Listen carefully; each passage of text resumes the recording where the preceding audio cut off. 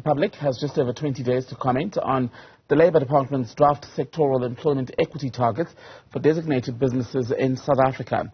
Under the proposed law, the Minister has the power to set sector-specific targets for transformation. Business reporter Ntokozo Khumalo has the details. The Department of Labour is shaking its transformation compliance rules up, with the new rules forecast to become law in September. These targets are called economic sector targets, issued pursuant to the Employment Equity Act. As a first step, the Minister has identified 18 economic sectors, and it's used that by applying a scientific method as to how those targets are, how those economic sectors are determined. Consultants in the industry say this will have an effect on designated businesses across all sectors of the economy. If you employ less than 50, regardless of your turnover, then you're not a designated employer anymore.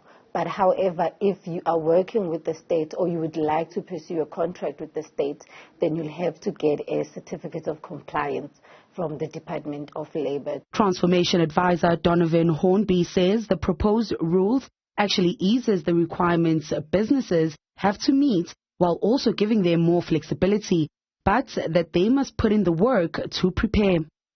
Previously, I could have an employment equity plan that's between 1 and 5 years. Currently, it has to be 5 years.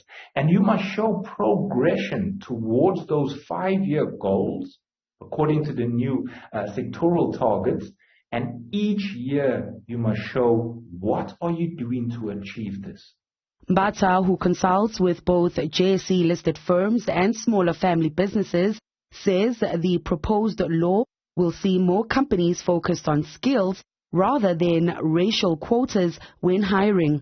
We're going to be looking at skills specifically. So what companies are going to do, what I foresee they're going to do is they're going to be really strict on the skills that they need within their companies. So I think it's going back to the drawing board as a job seeker in the management positions, also within entry level, because now remember these are sectoral targets. So with sectoral targets, we also have sectoral skills shortages.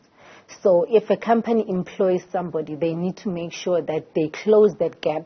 However, Hornby says this is not an excuse for organizations to say they cannot find suitable talent.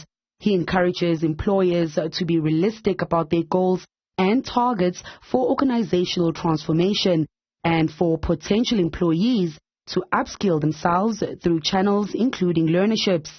Businesses and the public can visit the Department of Employment and Labour's website for more information.